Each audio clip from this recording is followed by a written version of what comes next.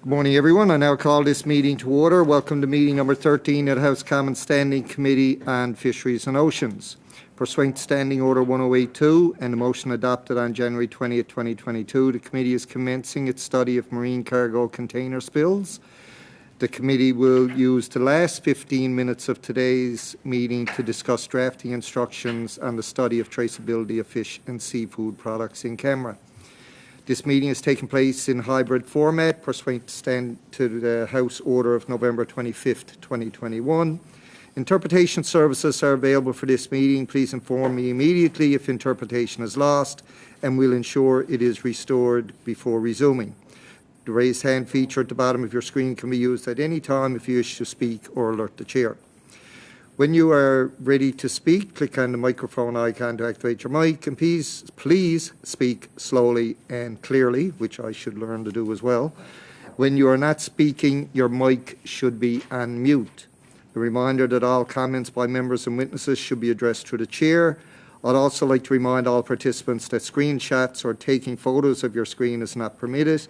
I would now, of course, like to welcome our witnesses for the first panel here today. We have from the Canadian Coast Guard, Chris Henderson, Deputy Commissioner Operations, and Jonathan Brickett, Regional Director, Incident Management, Western Region. From the Department of Transport, we have Martin McKay, Executive Director, Legislative, Regulatory, International Affairs, Marine Safety and Security. We have named NASA, and if I have pronounced that wrong, I apologize, Executive Director, Navigation, Safety and Environmental Programs, Marine Safety and Security. We have Desiree Sauvé, Acting Director General, Oceans Protection Plan, and as well we have Francois Marier, Director, International Marine Policy. We will now begin with opening remarks from Mr. Henderson for 5 minutes or less, please. But before we do, I want to welcome Madame Gaudreau, replacing Madame Debian here today, and I believe Mr. Paul Hoos is replacing Mr. Zimmer. I don't know. Yes, he's on Zoom. Good to have you with us, sir. So when you're ready, Mr. Henderson, for 5 minutes or less, please. Good morning, Mr. Chair. Committee members, thank you very much for the opportunity to participate in your study on marine cargo container spills this morning. To open, I would like to provide a brief overview of the current state of play related to marine cargo loss in Canada, touching in particular on the recent case of the ZIM Kingston. As you know, global marine shipping trends continue to evolve.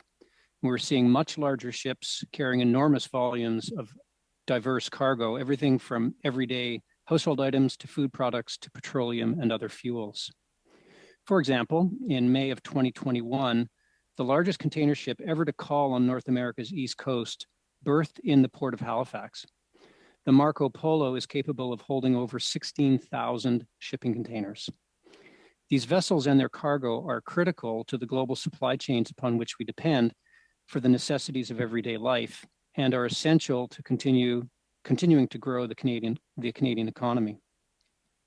However, the transiting of these large vessels and their cargo across oceans and in and out of Canadian waters is not without risk. Accidents happen and cargo can be lost. We experienced this firsthand last October when the ZIM Kingston lost 109 containers overboard off Vancouver of an extreme weather event. As a result of significant investments made by the government through the Oceans Protection Plan since 2017, the Coast Guard was well positioned to respond quickly and effectively to this incident. Par exemple, dans le cadre. For example, the Planning for Integrated Environmental Response Initiative developed area response plans that were instrumental in quickly notifying Indigenous and coastal communities, as well as other response partners of the incident. De plus. Furthermore, the implementation of a 24/7 posture for Coast Guard's regional operations centers and the National Command Center played a critical role in coordinating our operational response throughout the incident. Enfin. And finally, investments in drift prediction and near-shore modeling enabled the Coast Guard to track the trajectory of lost cargo containers, and to predict locations where the containers and their contents could come ashore. These are just a few of the Oceans Protection Plan investments that have yielded substantial benefits to improving marine safety and protecting the marine environment, and that paid significant dividends in responding to the Zim Kingston's lost containers remain top of mind for the Coast Guard. Under the Wrecked, Abandoned, or Hazardous Vessels Act, another initiative of the Oceans Protection Plan, the cleanup of lost cargo is the responsibility of the vessel owner, and Coast Guard's responsibility is to ensure the owner takes the appropriate measures to address the lost cargo. À la suite du déversement de conteneurs de Zim Kingston. Following the Zim Kingston's container spill, the Coast Guard monitored and supported beach cleanup operations, and we continue to hold the vessel owner accountable. At the Coast Guard's request, the vessel owner conducted a sonar scan of Constance Bank anchorage. Planning is underway for a second scan in the Cape Flattery area. Du Cap Flattery. De plus, la garde côtière. Additionally, the Coast Guard has requested the vessel owner conduct an environmental risk assessment to determine the possible impacts the lost containers may have on the marine environment. We continue to keep partners and stakeholders engaged and up to date. La situation. The Zim Kingston incident was a complex response operation that highlighted the many challenges of marine container spills. We are proud of the fast, effective, collaborative, and sustained response effort put forward by our Coast Guard crews and very, very many response partners at multiple levels to successfully and safely resolve this complex incident. We learned an awful lot from the incident of the Zim Kingston, and we will continue to draw lessons for years to come. Thank you very much, Chair, and I look forward to your questions. Thank you for that. That was dead on your 5 minutes. We'll now go to Department of Transport for Mr. McKay for 5 minutes or less, please. Good morning, Mr. Chair and committee members. Nous vous remercions de nous. Thank you for the opportunity to participate in your study on marine cargo container spills. I would like to begin by providing a brief overview of the international and domestic legal framework governing the safe carriage of marine cargo containers in Canada. Par l'intermédiaire de l'organisation. Through the International Maritime Organization, Canada is party to several international conventions related to the carriage and handling of marine cargo containers, which are adopted into Canadian law under the Canada Shipping Act 2001, the Safe Containers Convention Act, and their respective regulations. Règlement respectif. These set out a rigorous safety framework governing how containers are transported around the world on ships. For example, ship owners must ensure that containers are regularly tested and maintained in good condition, and the vessel master and crew must ensure that containers are safely secured on board. When dangerous goods are carried inside containers, further international codes apply to ensure that they are marked and stowed safely.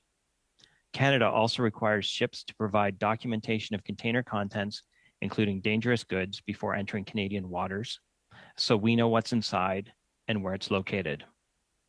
But accidents can happen, as we saw with the Zim Kingston. You heard from my colleague, Mr. Henderson, who explained how the Canadian Coast Guard led the response to the spill. Transport Canada also plays an important role to ensure that the vessel is structurally sound, to direct the vessel to safe anchorage or berth, and to inspect the vessel for compliance and enforcement actions. Transport Canada établit également le régime. Transport Canada also establishes the liability and compensation regime for ship source incidents, including for container spills, fires, and pollution. Under the Marine Liability Act and the Wrecked, Abandoned, or Hazardous Vessels Act, ship owners are liable for pollution from their ships and for lost cargo and containers.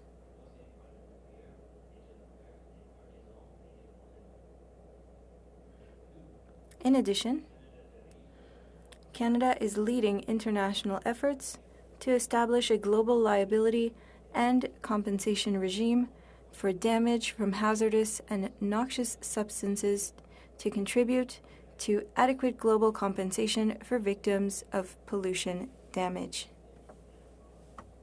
À la pollution. Through the Oceans Protection Plan, significant progress has been made in strengthening the prevention of and response to accidents and incidents involving marine container ships. We are continuing to improve the marine safety system to mitigate risks and impacts to Indigenous peoples, coastal communities, and the marine environment. En terminant, j'aimerais. In closing, I would like to acknowledge the seriousness of the Zim Kingston incident, as well as the importance of what we continue to learn from these events. Canada has in place a strong safety and liability regime, which helped to make the incident response a success. Thank you, and I look forward to taking your questions. Thank you. There was a minute under time saved, so I'm sure we'll use that or need it somewhere along the way. We'll now go to questions by members. We'll go to Mr. Arnold first for 6 minutes or less, please. Thank you, Mr. Chair, and thank you to both witnesses for appearing today. The Kingston incident certainly raised questions for people on the west coast of British Columbia. Part of the Oceans Protection Plan announced in 2016 was improved weather forecasting. Could one of you, I believe it would be through Department of Fisheries and Oceans, through the Coast Guard, could you tell us why the Kingston ended up in such a severe weather condition, and how did that impact the incident? Thank you for the question. I won't be able to answer the entire question because part of it is outside the purview of the Coast Guard. The increase in weather, the Commission of the Environment and Climate Change Canada, but I will try to address the question about how the Zim Kingston ended up in the teeth of a gale, so to speak. The ship was bound for Vancouver and happened to find itself approaching the entrance to the Straits of Juan de Fuca at a point where there was significant weather affecting the West Coast, high winds, high seas, and again, somewhat outside the purview of the Coast Guard to explain why this happens or what can be done about it. But the ship was not able to, the master chose to stay outside of the Straits of Juan de Fuca because they weren't ready to proceed down the shipping lanes to the port. And the ship found itself therefore. It sounds like the improved weather forecasting that was supposed to be part of the Oceans Protection Plan failed to prevent this incident. Would that be correct? Well, sir, it is the fact that the master of the ship is the person that makes the decision about whether the ship will proceed, regardless of the weather. And increased weather forecasting wouldn't preclude the master from making a decision to proceed on his voyage. Okay, thank you. I'll move on to the next important piece that I find here. There were 109 containers that went overboard. Only 4 have been found. That leaves 105 containers unaccounted for. There were hazardous toxic materials in those containers. How many of those containers that have not been recovered contain hazardous materials? 2. There were 4 containers that went over that were in the cargo of the Zim Kingston that had dangerous goods on them. They were chemicals, properly packaged and marked. 2 of them went overboard when the ship was off Vancouver Island, and the other 2 remained on board the ship. So two. Thank you, and I understand those hazardous goods pose a health threat to fish or aquatic species. And what is the department doing to recover these hazardous goods so that they do not impact the aquatic species? The couple of things on this one.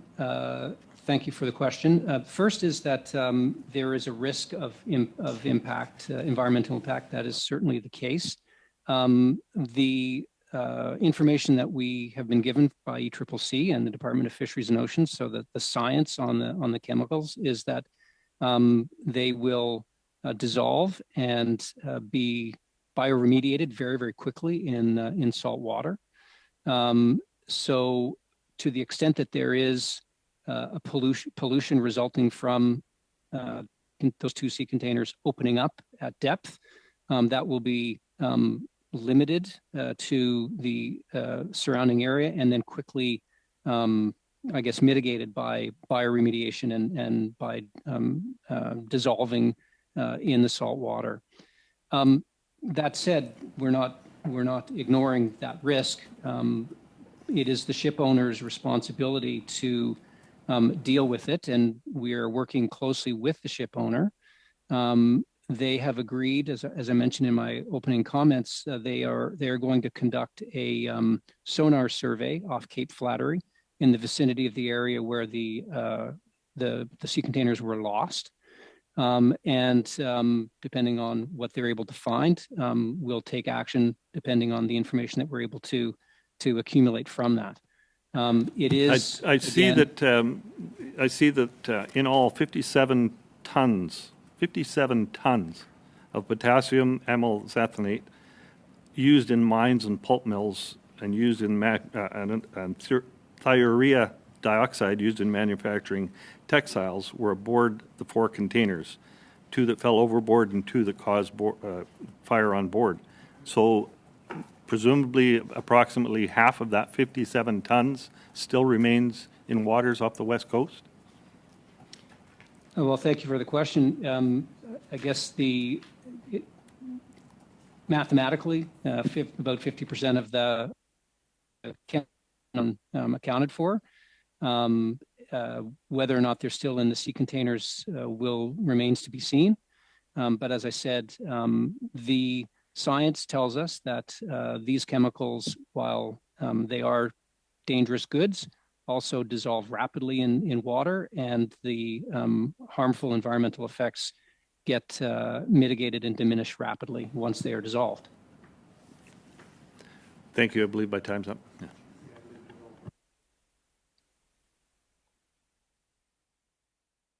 Or less, please. Oh, they can't hear me. We'll now go to Mr. Hardy for 6 minutes or less, please. Thank you, Mr. Chair, and thank you for the witnesses for being here. Commissioner Henderson, back in 2016, this committee studied with great concern the closure of the Comox Marine Traffic Center. We were concerned of outages in the system, as well as the shortage of staff to basically keep the one in the Victoria area operating properly. Were there any outages or issues in the Victoria Centre while this episode with the Zim Kingston was underway? Thank you very much for the question. There were not, as far as I'm aware. I will ask JJ if he's aware of any MCTS outages. My understanding is the answer is no, but he's much closer to the coalface in Victoria. Thank you, sir. No, at the time we were staffed appropriately, and all the notifications were making it through to the various duty officers. Sir, we had been tracking outages and staff difficulties at the Victoria Area Centre, and it was noted at the time it was mainly third-party systems that were failing. Have those been fixed or replaced? I guess we can go to Commissioner Henderson, or... I'm sorry, sir. I'm not familiar with the outages to which you refer. I'd be happy to get some specific information about it, and we can research and answer for you. My understanding is the MCTS, the Marine Communications and Traffic Services system, and its technology was working as designed and properly with adequate staffing at the time. I don't believe MCTS issues played any part in the Zim Kingston event. All right. Thank you very much. To Mr. McKay, are there rules in place, international rules, for what actually can be put into a container? So, for instance, if I have spent nuclear fuel rods, can I ship those by container from one country to the next over the ocean? That was for Mr. McKay. Transport. Did we lose him? And thank you. Yep. Oh, there he is. And thank you for your question. And to answer your question, yes, there are international conventions and regulations that specifically address the safety framework around container traffic and shipping. The International Convention for the Prevention of Pollution from Ships, the International Convention for Safe Containers, and the International Maritime Dangerous Goods Code. And it's that last code that would really speak to what can and cannot be safely transported on board a container. And all of these conventions are taken and implemented through domestic regulations through the Canada Shipping. I have an additional question. We can check into that, Certainly. though, offline, and I appreciate that. Are there rules for stacking the containers? Because it would appear that, if the ones on the top are the most likely to go overboard, would it not make sense to have rules that say the least likely to contaminate or pollute should be the most at risk? And thank you for that question. And to answer, yes, there certainly are rules in place with respect to how high containers can be stacked. And this is governed under an international convention for safe containers, and that provides information related to the safety plate permanently attached to each container that would outline. Okay, that's good to know that there's a limit to how high, but they're very high, as we've seen in the pictures. But is there also some rules, like freight trains? When you put together a freight train, you can't put combustible material too close to the engine, or some rules to that effect exist. Are those same rules in effect when they're stacking containers on a ship? Do they have rules that would put the most dangerous cargo lower down and least likely to be lost overboard? And thank you for your question. I might turn to my colleague, Naeem Naza, the Executive Director of Environmental Affairs and Navigation Safety, to respond to that question. Thank you for the question. Yes, there is definitely rules for stowage and segregation, taking into consideration the dangerous goods that are packed within the containers and the different category of cargoes that will be going on board the vessel. And then the shipmaster with its crew, they will do the stowage of those goods in accordance with those regulations. All right, thank you. That's good. Thank you. Thank you, Mr. Hardy. We'll now go to Madame Goudreau pour 6 minutes. Je vous remercie beaucoup, Monsieur. Thank you very much, Mr. Chair. Thank you to our guests. I've been learning quite a lot, and I already have a few questions that have been answered, but I do still have a few more. I am concerned for future generations, and earlier you talked about the fact that we learn from unfortunate events. But that said, we need to learn more quickly. That's why this committee is here to help find solutions and find concrete actions that we can do to focus on prevention. Because my first question has to do with the science that you mentioned earlier, that there are reports that show that when materials dissolve, then we don't need to be concerned. Perhaps, Mr. Chair, I could ask that we have access to those scientific reports to reassure us, because I'm thinking of our children and the future generations in that regard. And I would also like to have some information. This is perhaps more for Mr. Anderson. when the shipmaster made the decision, even though the weather was not great. If I understood correctly, for the current regulations, there's no specific measures to prevent such a case. Can you tell us more on that, please?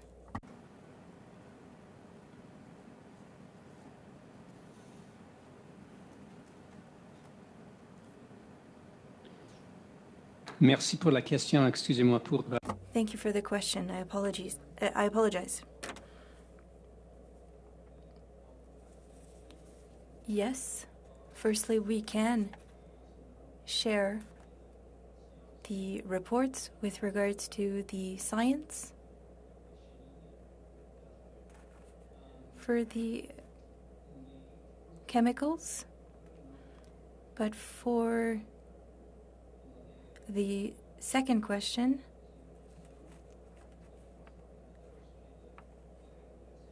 I think Transport Canada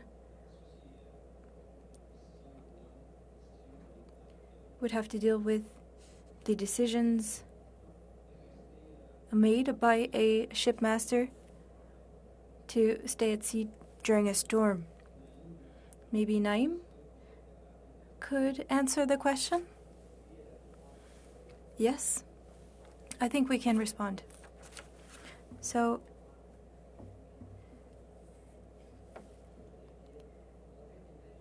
being a ship's captain, we do plan the trips.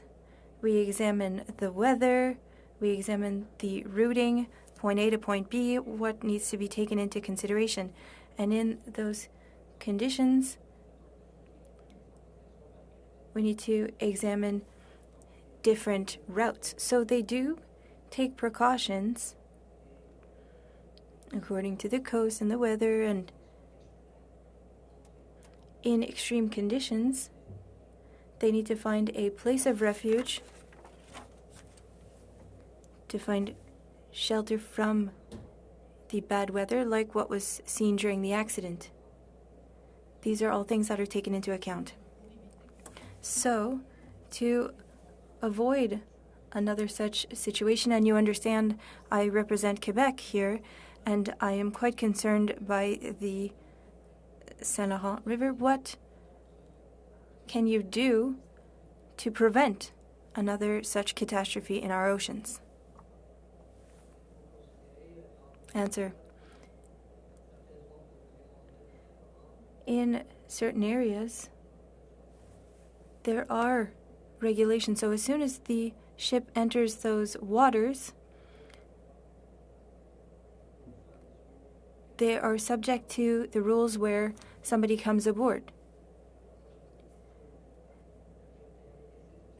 The captain and their officers are responsible for maintaining the safety on the ship during the approach. On the East Coast, there could be ice, for example. There could be bad weather, as was seen on the West Coast.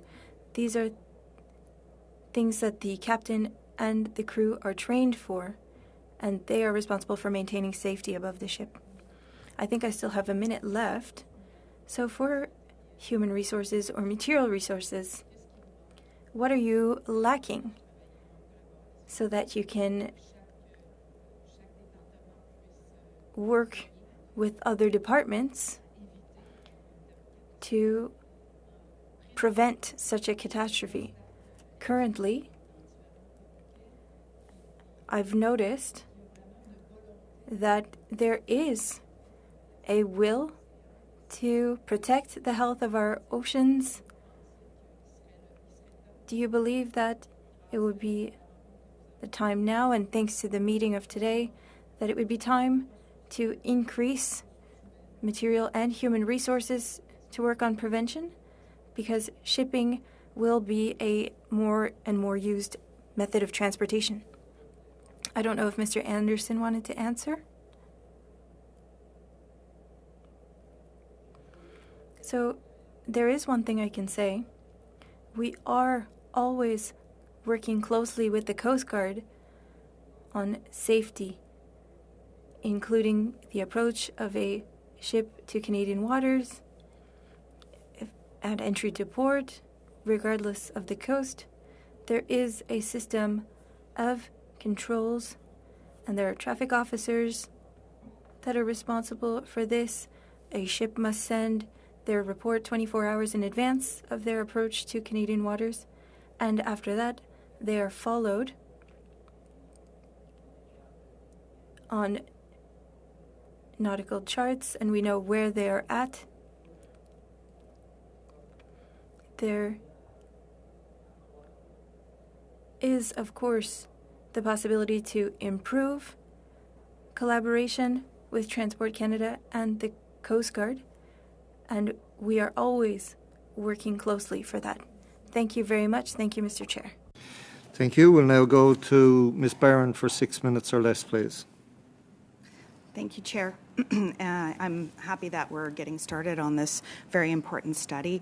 And I want to thank the witnesses for being here today and commend the Coast Guard for your response to the emergency on board of the Zim Kingston as just one example on mitigating and addressing that emergency on board that ship. And of course for the work from the Department of Transport as well. I have many questions, so I want to get started. My first question, I was hoping, Mr. Henderson, that you can expand a little bit around the communications and collaborations with First Nations who continue to see debris washing up on their shores. We know, for example, the Quetzino First Nation, that it took weeks for communications to occur with them. Also, President Judith Sayers highlighted a lack of communications with the 14 New Channel First Nations along the West Coast. Could you share a little bit about what you think would be helpful moving forward to support communications and collaborations with First Nations communities who are impacted by container spills such as the Zim Kingston in the future? Thank you very much for the question, Mr. Chair. Just like to mention that in the immediate aftermath of learning about the loss of the containers, there was the Coast Guard. We triggered our area response plans, and a fundamental part of the area response plans is, in fact, direct and immediate communication with affected First Nations. We, in fact, contacted. There's a very long list of First Nations that were engaged right from the get-go, from the Juan de Fuca response planning area and the West Coast of Vancouver Island response planning area. Those are certainly categories that mean something within the Coast Guard's planning framework. I understand that, but the list is extensive, and so it's I think a tangible example of one of our primary considerations is to reach out first and foremost to affected coastal communities, and that by and large, in this context, certainly were First Nations. And in the immediate, it was further south, to be sure. And I believe the First Nation that is being referred to as further north, as debris was starting to, we were indeed communicating with the North Island nations as well. Okay. As to the question of what more can be done, we are working very extensively with First Nations throughout British Columbia. We have a number of programs that are a result of the Oceans Protection Plan, and there are also measures that we're taking as a result of the Trans Mountain Pipeline expansion. Okay, thank you very much. I'm sorry to cut you off. I just want to make sure that I get many of my questions in, and perhaps if there's any additional information, if you can provide it in writing, that would be really helpful. Thank you. I wanted to ask a question now. I'm not 100% sure if this should go to you, Mr. Henderson, or perhaps Mr. McKay. Perhaps you can tell me. I wanted to get some clarification around when we talk about the polluter pays principle, to understand a little bit more about what this looks like like in practice. And so, for example, does this polluter pay principle ensure that likely ecological impacts of the spill are addressed? One example that I can think of is styrofoam that is being eaten by fish and birds as it disintegrates. Or it doesn't disintegrate, it floats in our waters. I'm wondering if you can speak a little bit to how the polluter would be paying for this ecological disaster from styrofoam. I think for the detail of the polluter pay principle, yes, Francois is going to take that question. Thank you. Yes, thank you for the question, Mr. Chair.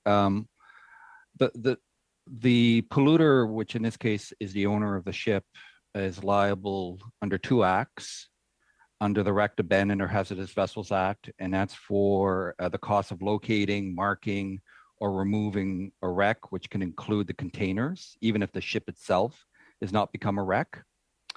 And then under the Marine Liability Act, the owners of the ship are liable for losses or damage caused by pollution from the ship, with regards to response measures or preventive measures to address a threat of pollution. So that would include not only oil pollution, but it would include all types of pollutants that are released in the ocean. So does it cover debris that will inevitably wash up on our shores for years to come from these ships, for example, or the containers, that are still sunken and sitting on the bottom of our ocean floor? We know that they will begin to rust and open up, and we'll see the debris continue to wash up. So does the polluter pay for the long-term implications to our coastlines and our marine ecosystems from debris washing up in years to come? So with regards to containers, if they've been identified as a hazard, whether that be to navigation or the marine environment, yes, the ship owner is liable.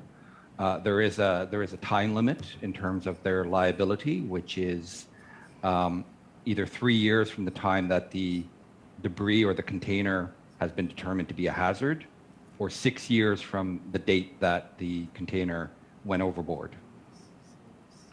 And I'm out of time. Thank you. Yeah, definitely out of time. We'll now go to Mr. Small for 5 minutes or less, please. Thank you, Mr. Chair. Going back to the weather forecast at the time, Environment Canada modeling is usually pretty accurate a couple of days out, and the master and officers of the vessel are very good at reading weather charts. So my question is, did the track of this storm shift suddenly and the master not know that they were heading into dangerous waters? Could they have avoided the area with the tighter isobars?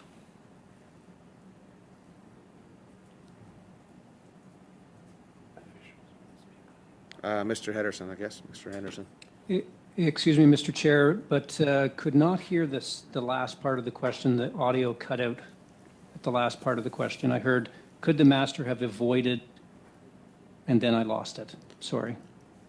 Yeah, could the master have avoided the area with the tightest isobars and remained in, in an area of the storm with less wind? Thank you for the question, Mr. Chair. I don't think it's appropriate for me to question the what could have happened with had the master made a different decision. The master decides is in charge of his ship. He would have had the access to the weather forecast information, and he made a professional decision based on his experience, and I think I'll best leave it at that. Okay, so given the fact that these container ships are coming into Canadian waters and in high winds, stormy seas, it's possible that they could lose some of their cargo. Given that jurisdiction lies with the federal government, could a regulation be put in place so that these ships don't deliberately steer into the eye of a storm, for example? Thank you for the question. Again, I think from the perspective of a mariner, I would point out that it would not have been an intentional decision to drive into the storm for that purpose. As to the making of regulations, I think I'll ask Transport Canada to answer that question.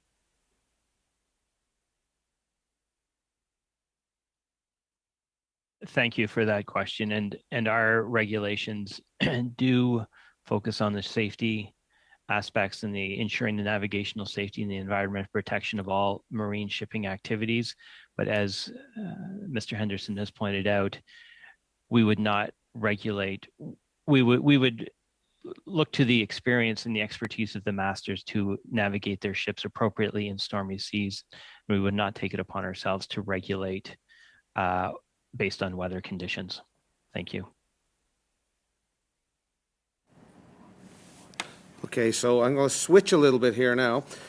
Would you please tell the committee about the integrity of the seals on these containers, and how long are they estimated to remain sealed tightly based on the best of your knowledge?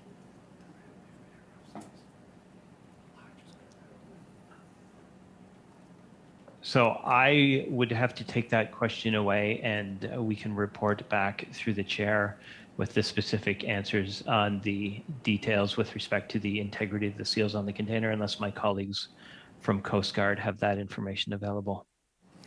Which I don't think. No, I'm sorry, we don't have that. That's not part of our jurisdiction. We can't estimate how long it would take for seals to break down. In terms of searching for missing containers, I assume that you would be looking for containers that have dangerous goods or pollutants or things that could damage the marine ecosystem, first and foremost. Would you bypass containers that you found that aren't an imminent threat to the ecosystem and continue looking for ones that are a real threat and go back and get the ones that are less volatile at a later period? Thank you for the question. I'd like to just reiterate that the responsibility for searching for and recovering those containers rests with the ship owner. The Coast Guard's responsibility will be to make sure that they keep after that and that they're taking adequate action. When it comes to actually looking for and finding those containers, it will be what will need to happen is the sonar scan will determine where there are containers. It would not be possible to determine which containers are which through that technology. That would require additional surveys, probably using remotely operated vehicles. We'll work with the ship owner when the time comes when we identify and locate. I'll say the other way around: locate and then try to identify the containers.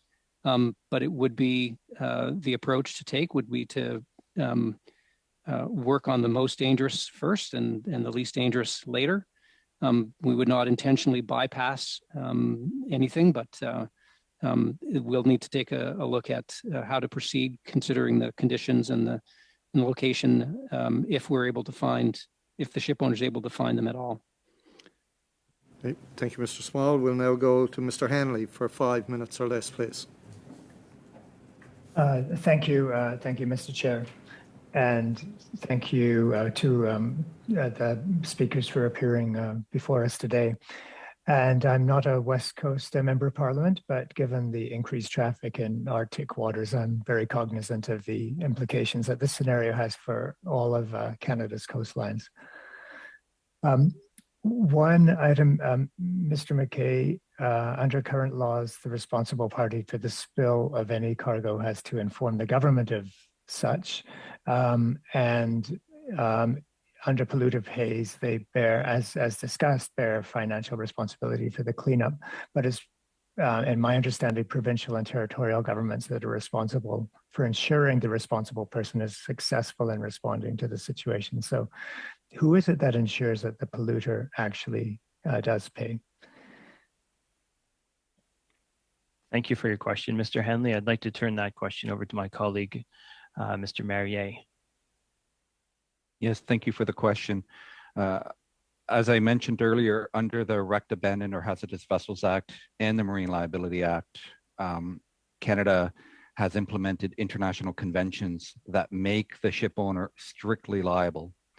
This means that you don't need to prove negligence on the part of the ship owner, that they are automatically liable for the cost of responding to a spill or an incident. And those conventions also require the ship owner to carry adequate insurance in order to deal with their liabilities. Thank you. Mr. McKay, again to you. You point out that Canada is leading international efforts to establish global liability and compensation regime for damage and to contribute to adequate global compensation for victims of pollution damage. I wonder if you could elaborate a little bit on how Canada is doing this and how it's playing that leading role.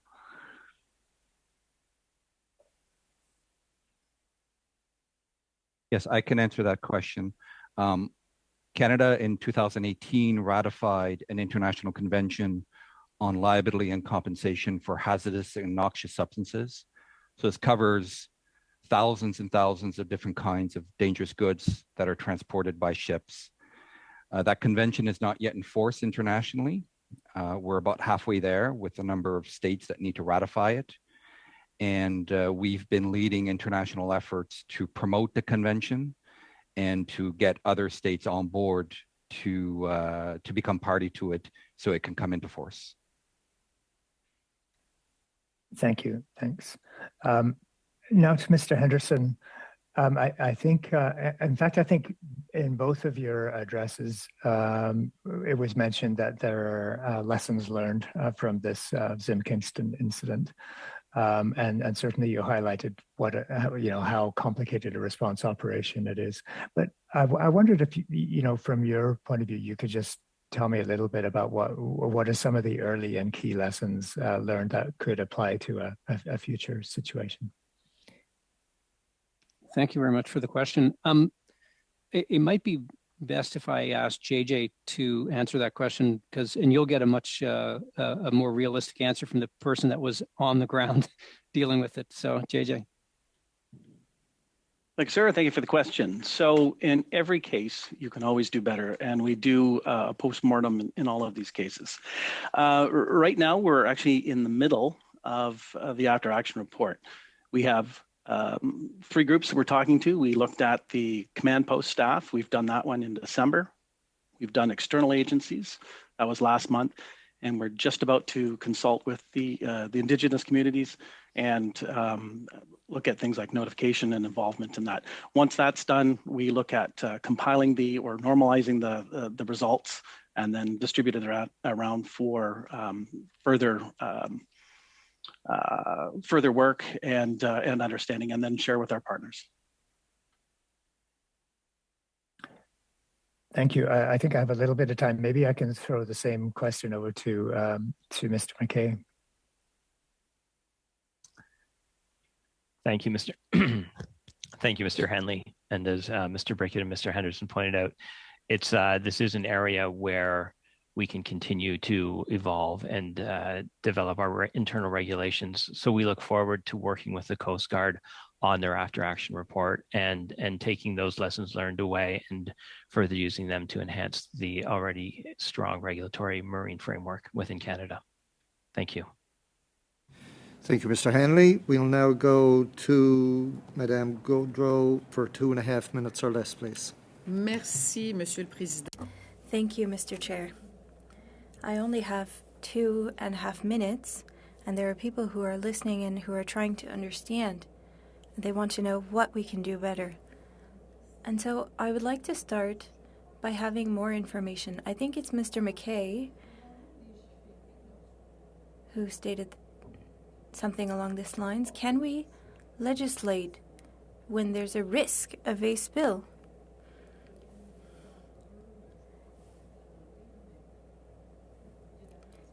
There's prevention that can be done. And who can legislate? Because if we look at what's happening in our waterways, there is legislation for our lakes and our rivers and on our roads. So where can we make changes? Because you stated that it's not up to us to legislate on shipping. I apologize if that was what was heard. It was not that it was not up to us to legislate with respect to shipping. It was more with respect to telling masters of ships where they must go in the face of inclement weather. In terms of a regulatory framework for ensuring the protection of both the navigation system and the environment, we have the Canada Shipping Act 2001, as well in the specific instances of containers, we have the Safe Containers Convention Act. And under both of these acts, we have a number of regulations that are tied into international standards and regulations with respect to ensure both the safety of sea and the safety of the environment within the maritime setting. So it's through these that we have domestic regulations like the Cargo Tackle and Fumigation Regulation or the Vessel Pollution and Dangerous Chemicals Regulation that govern the way in which we ensure the safe transit of materials in the marine space, the safety of ships within the marine space, the safety of those crews and masters operating within Canadian waters. Thank you. Donc, merci, Monsieur McKay. En fait, Thank you, Mr. McKay. So, if I understood correctly, there could be a more restrictive or punitive legislation depending on the dangerous nature of what is found on a ship. That's an important thing. And secondly,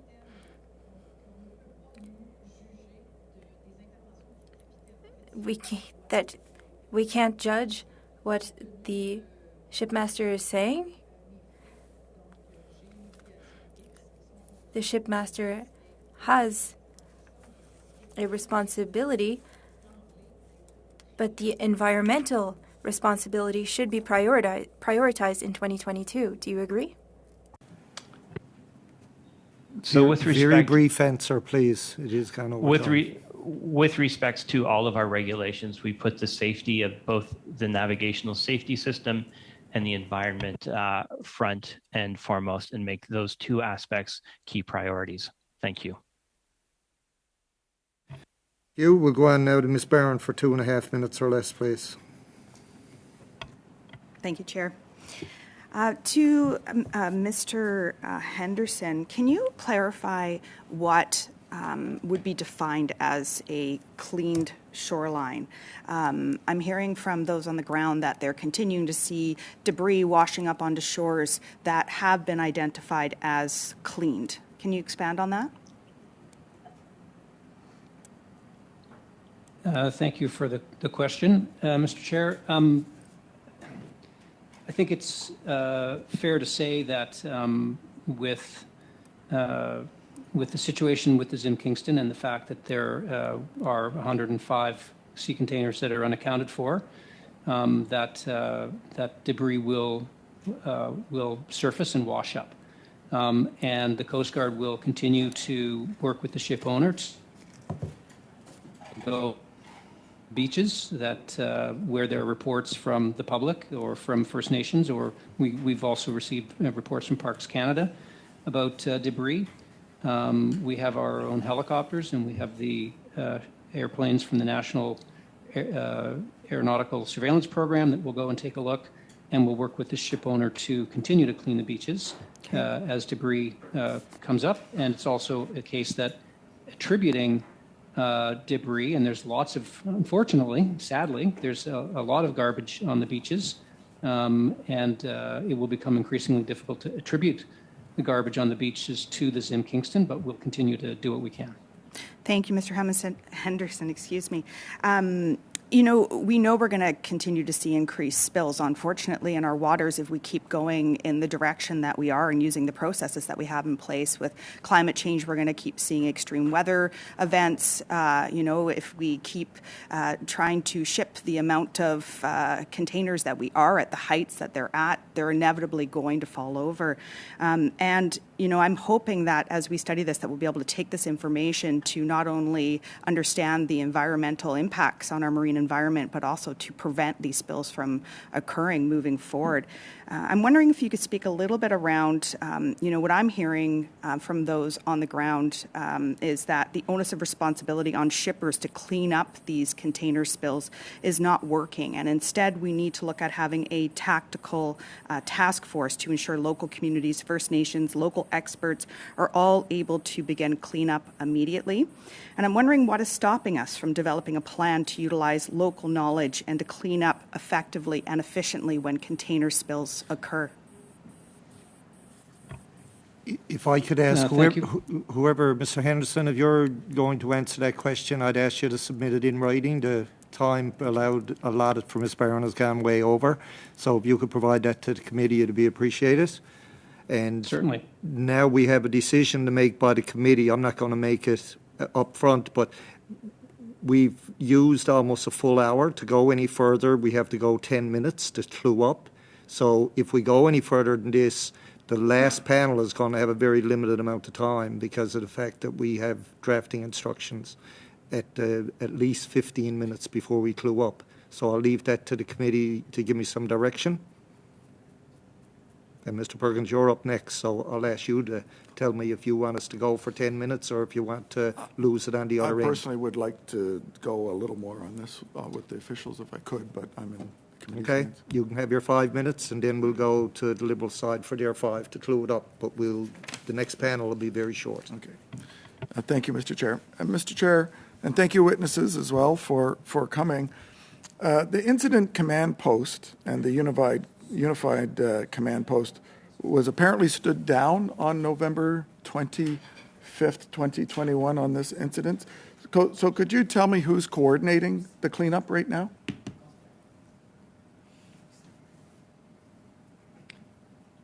JJ, do you want to take that? Yeah, thanks. Thank you for the question, Mr. Chair. So whether a command post is still going or not doesn't extinguish the Coast Guard's mandate. So the folks that were in the command post have program responsibilities, and that just transitioned from what we had as a very formal, separate structure to look after those decisions, and then moved into the program. And so that the same folks from the province, from the nations, from Environment Canada, from DFO, and working with the ship owner, carry on that spill. It's just not done with an incident commander. We have legal authorities under WAVA, and we continued on and continue on today with that. Thank you. That they are coordinating and there are outside resources being used to help in the cleanup. Could you tell us who they are and how much they're being paid, please?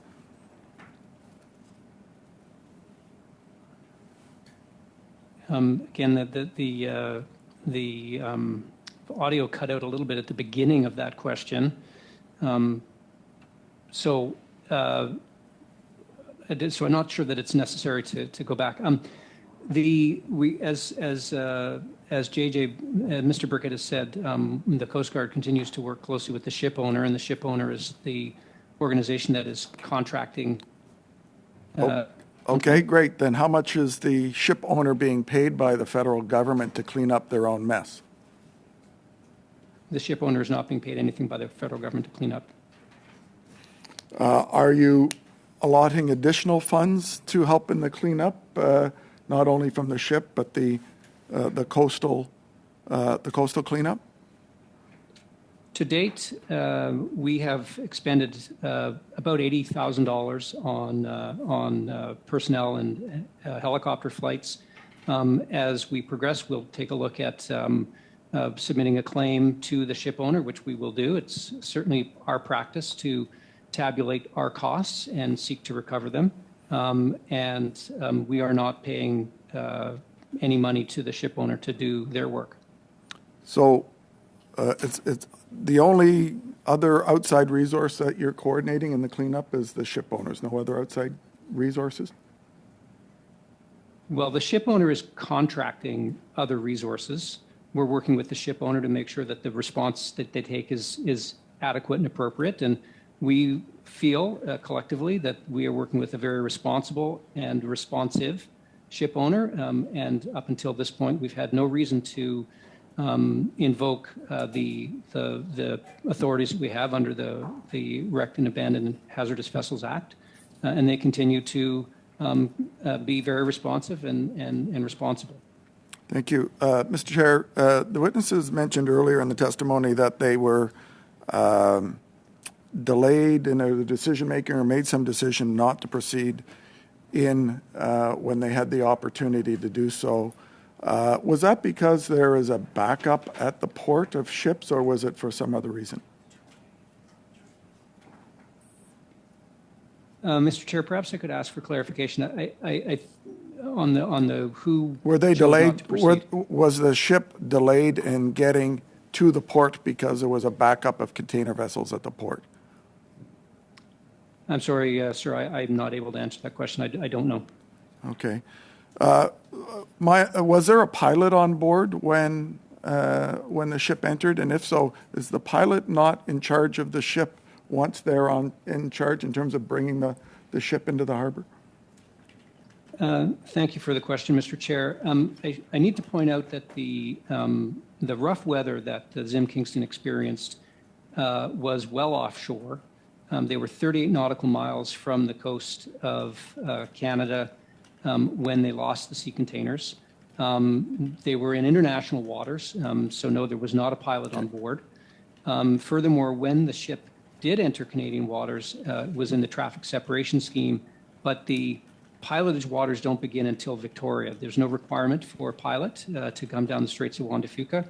The ship came to anchor right away in Constance Bank, which is directly off the coast of Victoria. It's in fact right about where the pilot station is. The pilots are required to get from Victoria to Vancouver. And the only time that the Zim Kingston did that was when the ship was transferred at the end, the resolution of the whole incident in December, and then indeed they had pilots. Thank you very much. We'll now go to Mr. Callaway for 5 minutes or less, please.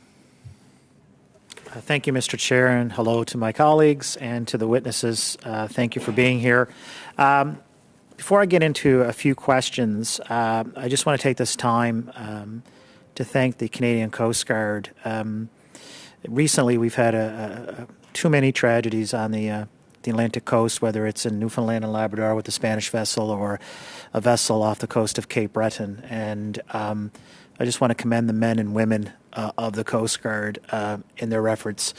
And also, I know it's a difficult time when you lose people in the Coast Guard, and I know that your staff, your employees, those that are on the vessels, those that are at the Canadian Coast Guard College in Cape Breton, feel it every time someone is lost. So I just want to thank you for all your efforts, and please pass that on to each of the men and women in the Coast Guard. A couple of questions. One is actually building on a question that MP Barron referenced earlier in the testimony, and it's just around the polluter's principle. And I understand that I heard during the testimony, and please correct me if I'm wrong, that there is a 3 to 6 year window, and I'm just wondering, is there a statute of limitations on that? For example, if a container happens to unleash some of its product 10 years down the road and it's traceable back to the owner, is the owner still culpable in terms of making restitution and payment to the Government of Canada? And that would go to perhaps transport, I believe, somebody from transport. Yes, I can answer that question. Yes, there is a statute of limitation. As I indicated earlier, it's a total of 6 years from the time of the incident. So when the container went overboard, there's essentially 6 years for the liability of the ship owner. Clarification. I was looking to get that answer today in discussions, and I appreciate you bringing them up. I also want to, I don't want it to seem like I'm stealing MP Barron's questions, but I had several questions that were written down in advance by myself that you happened to ask. But it is around Aboriginal participation and collaboration in terms of the process. In this case, we had an accident that has led to something quite terrible, and we had a process by which I think Commander Henderson mentioned that First Nations and Indigenous communities were reached out to in terms of getting them information in a timely fashion, and then involving them in the process. I'm wondering, Commander Henderson, if you can unpack that a bit in terms of the process from the time that you were alerted to this accident. If you can walk through a bit of a timeline. And I understand in the testimony that there is currently a debriefing on lessons learned and best practices and things that we can do better. And I'm wondering if you could tie that into communication and collaboration with Indigenous communities in BC, but for that matter, up north or on the Atlantic coast. Well, thank you for the question, Mr. Chair. I will ask JJ to handle that again because he's right there and will be able to give you the best view on that. And if necessary, I can jump in on the expansion beyond British Columbia.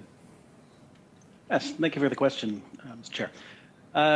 Our involvement with coastal nations actually starts well before any incidents. So as part of our response planning, we engage the various communities by identifying what's important to them. So some of the environmental sensitivities in their particular area.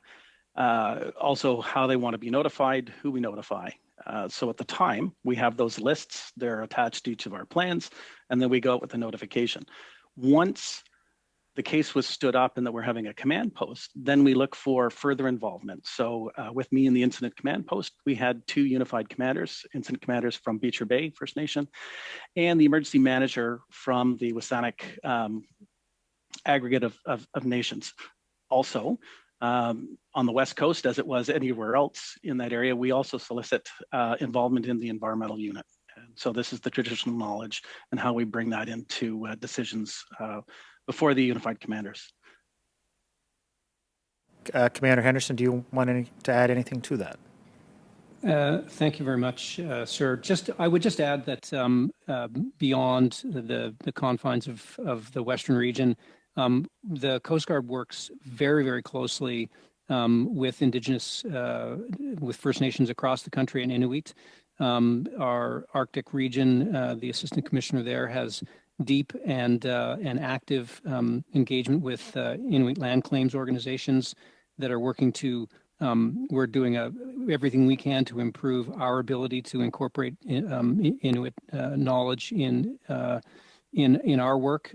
Same thing is happening with Indigenous relations, the Indigenous relations program centered in Atlantic Canada and also in Central Canada. So literally everywhere that we work, we come to partnership with Indigenous coastal communities, and they're very receptive, and always, we really gain a lot from working with them. It's an important collaboration. Thank you, Mr. Chair. Do I have time? You have time to take a break. Thank you very much. On that note, we'll say thank you to our guests for our first hour of committee meeting today, and I know your time is valuable, and we do appreciate the fact you take the time to appear at our request and to answer questions from members of the committee. So again, we'll allow you to sign off as we move into our next portion of our meeting. Thank you. Thank you. Thank you, Mr. Chair. Thank you.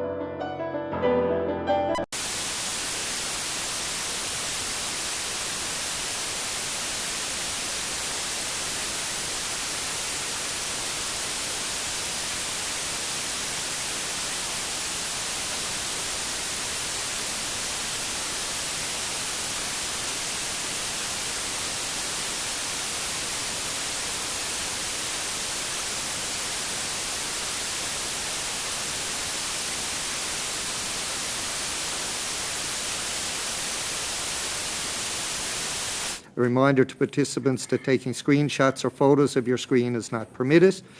And of course, now I would like to welcome our witnesses for our second portion of our meeting today. From Enviro Emerge Consulting, we have Stafford Reid, Environmental Emergency Planner and Analysis.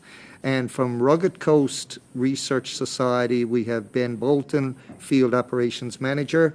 We will now begin with opening remarks from Mr. Reid for 5 minutes or less, please.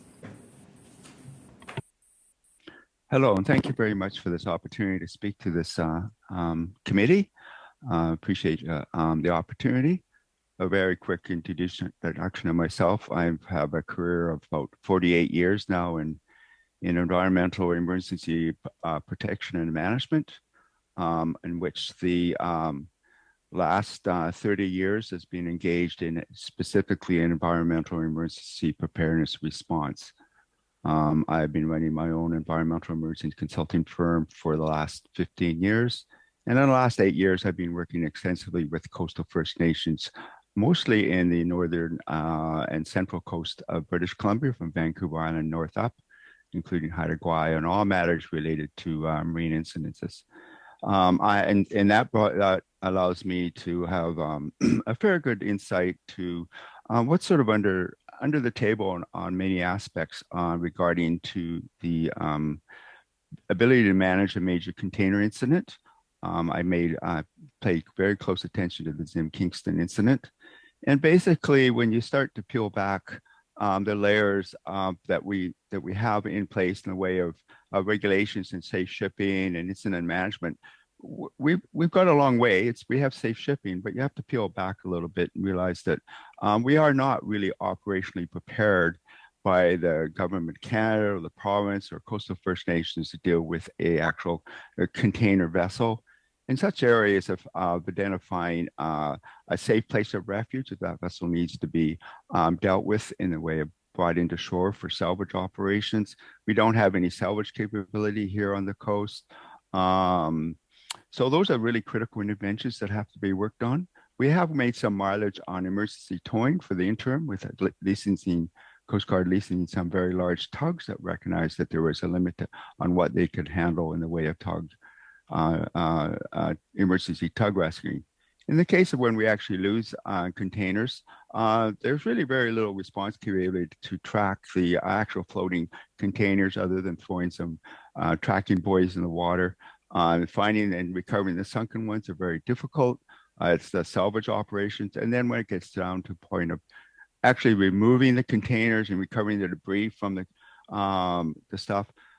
shores, those are really complex processes that implies shoreline claim assessment techniques, the ability to muster a workforce that is not only registered, screened, hired, supervised, equipped, and paid. And that's a big thing about being paid. So building that workforce is really important.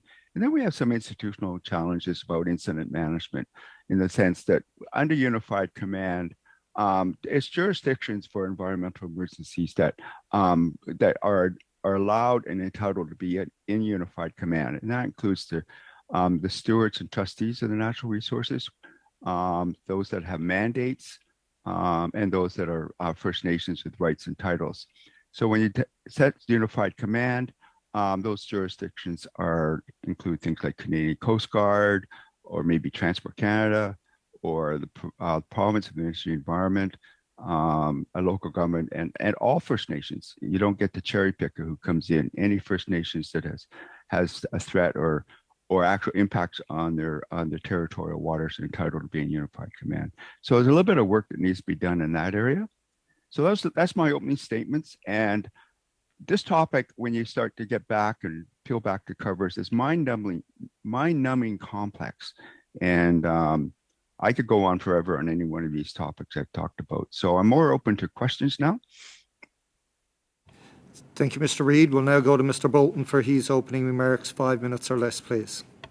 Well, thank you to the committee for having me. Rugged Coast Research Society is a Nanaimo-based registered charity developed to research remote coastal habitats and coordinate restoration efforts in sensitive ecological areas in partnership with local Indigenous communities. Rugged Coast was created in 2017, and to date, we have surveyed 720 kilometers of BC's west coast and removed approximately 70,000 kilograms of hazardous marine debris from some of the most unforgiving locations on the west coast of Vancouver Island. We are a member of the BC Marine Debris Working Group and have created many meaningful partnerships up and down the coast with our First Nations partners. In 2021, we were part of the CCCW funded cleanup projects and hired approximately 80 crew members up and down the west coast of Vancouver Island to participate in shoreline cleanup and debris accumulation research projects. The scope of our projects was from Bamfield, British Columbia to the southern tip of Brooks Peninsula. And these cleanups were based on high accumulation points with cultural significance to local First Nations, as well as sensitive ecological areas. This is how we operate. We look at areas that are in close proximity to open headlands and high collection areas based on known hotspots up and down the coast. Also with close proximity to local First Nations food fisheries areas, looking at contaminant transport from microplastics into bivalves and into the food web. Our involvement in the Zim Kingston spill, Rennie Talbot, our director, contacted Incident Command for Canadian Coast Guard, letting them know that we had the crews. We had 15 highly skilled and trained crew members from this summer that were ready to go as soon as that first container made landfall. Yet there was a delay. We did not mobilize until November 5th. We ended up meeting with a bunch of the other nonprofit organizations that conduct shoreline cleanups. And these nonprofit organizations have been conducting multi-million-dollar cleanup projects. So we do have the experience to conduct in a cost-effective manner.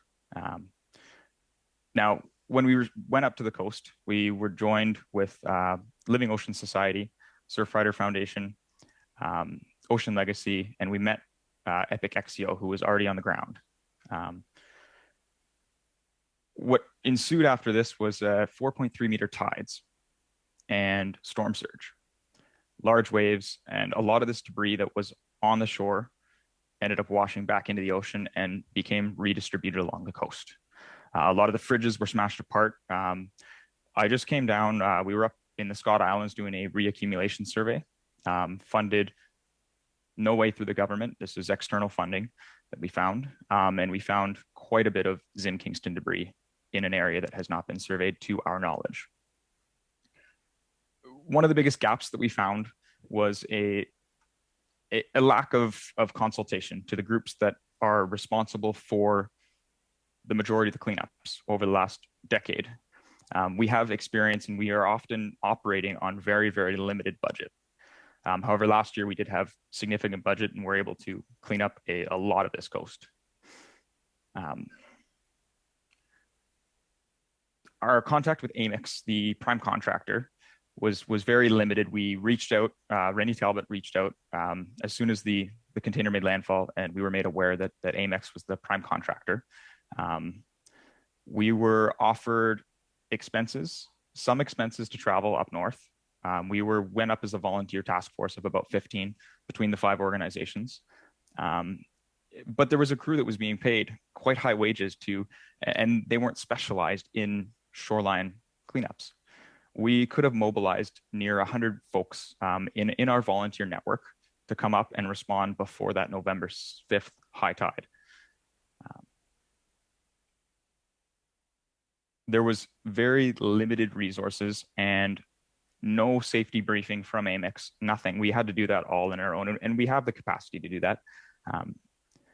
It was only until to Epic Exio, Ashley Tapp asked Amix, hey, can we have some resources? Can we use some helicopter time? We know this coast inside and out. We know the collector beaches. We finally got a little bit of helicopter time, and we're moved along on that Saturday and Sunday of the response.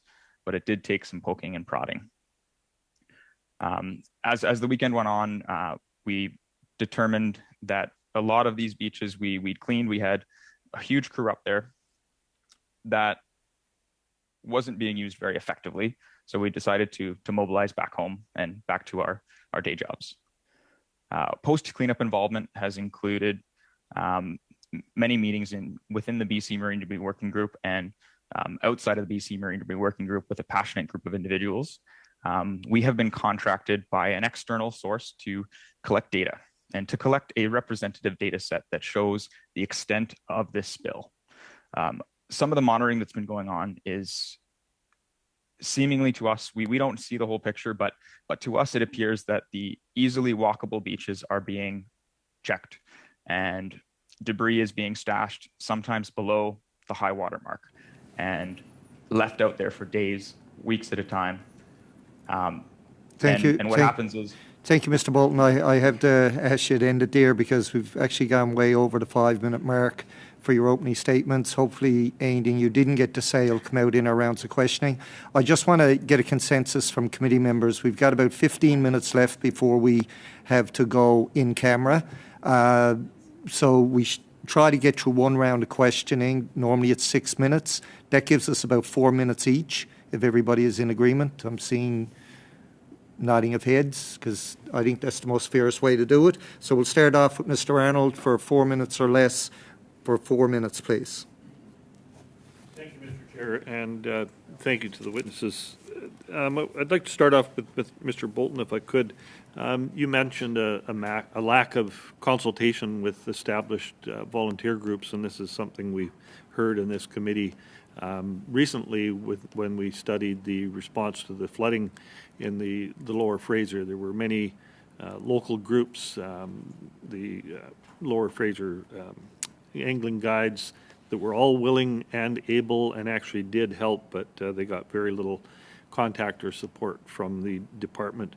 Can you elaborate a little bit more on that? I know you ran out of time in your opening presentation, but have you offered that knowledge to the department, and what has been the result?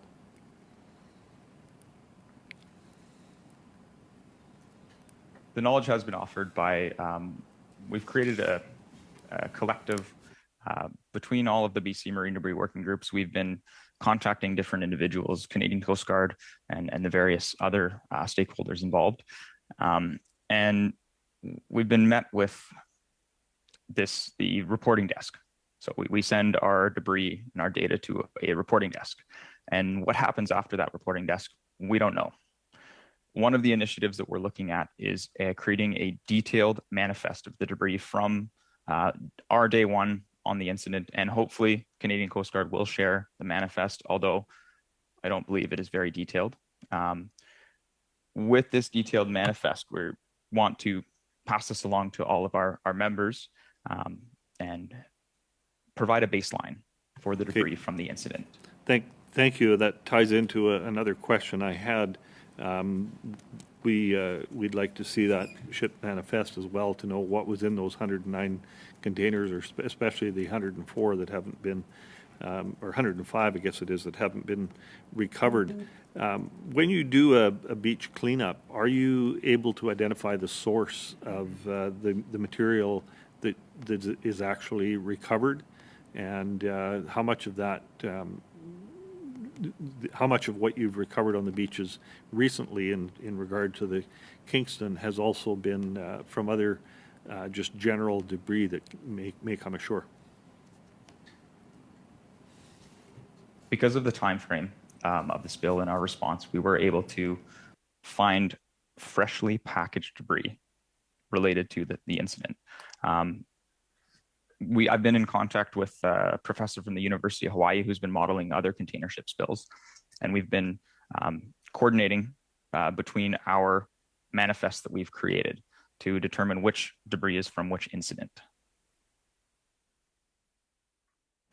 And is there any extent of other debris mixed in with that? There's a huge amount of other debris. We are focusing our surveys on suspected Zim Kingston debris, and we hope that the Coast Guard will bring to light and confirm that we if we know which debris is from which spill. But that takes sharing the manifest, and unfortunately, the manifest doesn't sound very detailed. We have specific items. Thank you. I've got about 30 seconds left, I think, for a question for Mr. Reid. You mentioned there's no salvage capacity or capability on the West Coast. Would you like to elaborate a little further on that? Yeah, salvage is a very special requirement, and I include firefighting. An example being when we had the Zim Kinston on fire, we were very lucky to have two very offshore supply vessels right there in Victoria to provide a lot of firefighting capability. Well, that's part of salvage. The other part of salvage is being able to have emergency pumps that will be able to pump bilge water. If that bilge pumps in the Zim Kinston had failed, you need to get some pumps in there before that vessel sinks, because you're pouring a lot of water into that vessel. They were good in the way of saying with the Zim Kinston, they knew that they had to keep that hull cool, because if that heat stress could have cracked that entire vessel and it could have sunk. Good strategy on the part of an understanding that you had to put a lot of water in there, but salvage would have been able to provide some emergency temporary hull patching to mitigate any kind of structural failure. So we don't have any of the major salvage providers worldwide here residing here as any kind of representations like Smith and Ardent and Mammoet and any of the other sort of 50 major salvage companies worldwide. We don't have any stored equipment that regarding depots of large salvage equipment that's required that you could go out and put on a vessel, a helicopter, and so salvage is the three critical interventions that must be done is emergency towing. I'm sorry, Mr. Reid, I got to cut you off there. It's about a minute and a half over the allotted time. If you could send in the remainder of the response to that to committee, I'm sure we'd appreciate it. We'll now go to Mr. Hardy for 4 minutes or less, please. Thank you, Mr. Chair. Mr. Bolton, your narrative is very similar to what we've heard before. Mr. Arnold referenced what we heard from the Fraser Valley flooding. So many groups, so many good-hearted, generous people out to help, but the coordination is really a challenge. And I would ask you to put in writing your recommendations as to how we fix that for purposes of helping us complete this report and the study to the government. Mr. Reid, do we keep track of containers that have sunk? Are they mapped? And do we go back and check them to see what state they're in? Yeah, no, we don't. That's part of it. That's a salvage operation again, and requires side canning sonars supported by remote operated vehicles with cameras. And there's only one guideline that's out there that talks Again, I'm about, very sorry I have to intercede because our time for questioning is quite short. We had the Queen of the North go down in 2006. My guess was there. Yeah, and my guess is we're still seeing material from that. We're still seeing material from the tsunami in Japan. These incidents have a very, very long tail on them. In planning, do we not have to plan for the fact that we're going to be dealing with the outcome of an accident or a disaster for years to come? And is that planning there? Is it in place? No, it's not. Example being with containers, when you have styrofoam or nurdles, those are little plastic pellets. They're much more insidious and have much more long-term impact than even oil.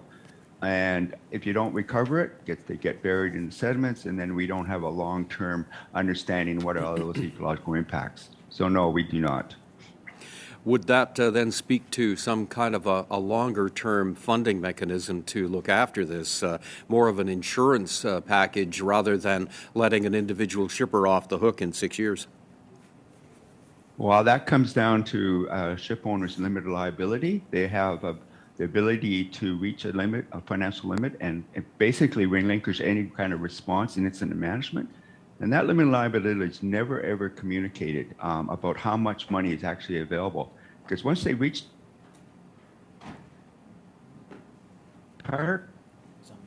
Oops. And that includes all the long-term monitoring, the recovering of the containers and everything. So we don't know what that limit of liability is. We don't know what the burn rate is. So we need a different structure, perhaps, if we're to take care of the long-term impacts. That's correct. And the Ship Source Oil Pollution Fund is not the way to go. Okay, thank you. Thank you, Mr. Arnold. We'll now go to Madame Gaudreau for 4 minutes or less, please. Merci, Monsieur le Président. Thank you, Chair. Thank you to our witnesses for giving us all these elements that will help us better understand what's happening and ultimately to pinpoint the particular issue or realize that actually this isn't a priority that we have in Quebec and Canada to safeguard our oceans. I feel that we'll have to make this a priority and a political priority. So in the next few minutes, I'll try and get from you supplementary elements that might help us.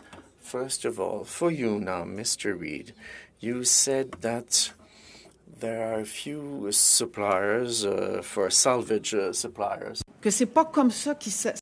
And if I understood correctly, that's not how things are going elsewhere. Could you give us an example of best practices for equipment or achievements that we could add to our report in order to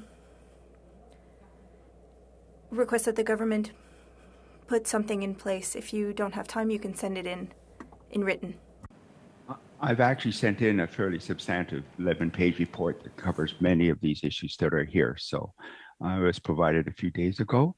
There are best practices for salvage is actually have some salvage exercises, an analysis of who are the salvage Je m'excuse, Monsieur Reid. Apologies, Mr. Reid. I'm not getting interpretation. Go ahead. J'espère que ça comptera pas sur mon temps, s'il vous plaît, Monsieur.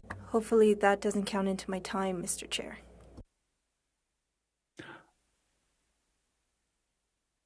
I have provided a written submission that covers many of the topics, from limits of liability to a lot of the topics that are being raised in this meeting in the way of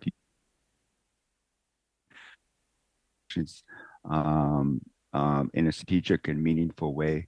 So my submission has been provided to you as an audience. Monsieur le Président, je dois... Mr. Chair, I need to thank Mr. Reid. I will read that. I'm replacing a great colleague today, so I wasn't able to ask many in-depth questions, but thank you. I will read that report. You also talked about complexity, Mr. Bolton. We talked about the lack of consultation, and earlier I was talking about the political will. And what's reassuring to me is that it's not a lack of interest or competency. It's rather funds or a decision that can be taken by the committee that will be sent to the House of Commons and say that the protection of our oceans and our fisheries is very important. And we'll be able to see that in the coming days. So I find that reassuring, and I wanted to mention that to you. Also, I would like for you to reassure me as well that in the report on debris, that you have all the recommendations of things that we need in order to better understand the origin of our debris, and that's for you, Mr. Bolton. What this will require, and I will provide more in writing as time is probably running out,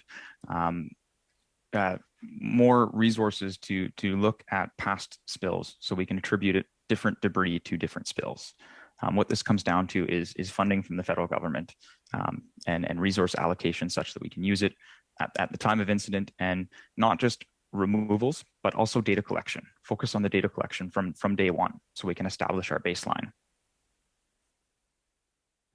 Okay. Et croyez-vous, 30 secondes, que si la And quickly, do you know if Canadians are aware of that data? Oh, thank you. Interruption. I'll now go to Ms. Barron for 4 minutes or less, please. Thank you, Mr. Chair, and thank you to our witnesses for all of your work to protect our coastlines and our marine environments. I wanted to ask a question directed to Mr. Bolton. Nice to see you. I'm wondering if you can expand a little bit on what you were discussing around the manifest. So a few pieces I'm hoping that you can expand on is around the lack of access to a detailed manifest of items that have spilled from the Zing Kingston, the work that you're doing to establish a manifest, and perhaps a little bit more information around how many items and what the items are that you are discovering in this process of creating this manifest. Just to keep it brief, and again, recommendations will be provided in writing. I have 67 suspected Zim Kingston items.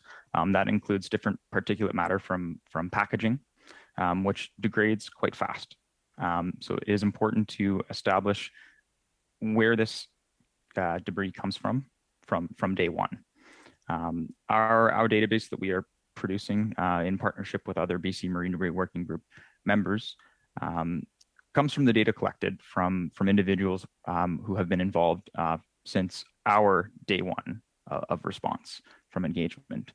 And this includes a database of photos, high quality images from different angles, noticeable markings, serial numbers, whatever we can find, tabulating that into this manifest. As I'm assuming with the manifest, where when we talk about the helmets, the mats, probably the general categories, a container full of sports equipment. That doesn't give us a lot of detail. And this is something that we can lobby the federal government to add into the regulations, is to ask for, from shipping containers coming into our ports, for a detailed materials manifest so that we can actually attribute debris to each spill. Thank you very much. My next question is for Mr. Reid. I'm wondering, Mr. Reid, you'd mentioned that you had worked with the Haida Nation in 2019 to prepare a marine incident exercise. I'm wondering if you could speak a little bit more to this exercise and any pushback that you might have received from the federal government during this process. Yeah, I was hired by the Council of First Nations, the Council of Haida Nation, to develop a marine exercise that represented something that needed to be done that was the highest risks, and it became quite obvious that it was the container vessel trafficking in BC because of its growth, the nature of container vessels, their high drift rate, the requirement for a very high tug intervention should they be needed, places of refuge. So I put about 3 months in about putting a whole marine exercise together. And this has supposed to be a collaborative endeavor between the Council of the Haida Nation with Transport Canada and the Canadian Coast Guard. And right at the very end, about a week before the entire exercise, all that work was thrown to one side and the whole exercise was converted to a marine spill, because that was the comfort zone that the Canadian Coast Guard was. They weren't prepared to get their mind wrapped around all these issues that are in talk today, such as being able to do aerial field observations to determine where the debris is, applying the shoreline claim assessment techniques, or SCAT, which is my expertise, managing a workforce and providing the right notifications, engagements of local communities of what not to do, not to come on the beach, and having safety training, just to scope out the issues. Never went anywhere. It basically was turned into another oil spill exercise that we've been doing for probably the last 30 years. Thank you. Thank you, Mr. Reid. My question next is to Mr. Bolton. Thank you, Ms. Barron. Okay, 4 minutes goes fast. Thank you. Yeah, 4 minutes is not a long time when you're asking questions. But again, I want to thank our witnesses for appearing before committee today, albeit virtually, for your time and your testimony here today, which is valuable information as we do this study. I will now recess for a few moments to allow to go out of public and into in camera. So again, thank you for your time. We are recessed.